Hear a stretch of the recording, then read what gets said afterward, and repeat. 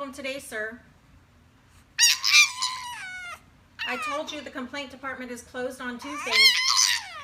Oh no, I never promised you a single room. That's not true. I never said you would be the only Frenchie. No, nope, I didn't say that. Are you upset with your roommate? Well, he doesn't seem to be having a problem. I'll speak to the manager, but I don't know what we can do about this. I'm really sorry.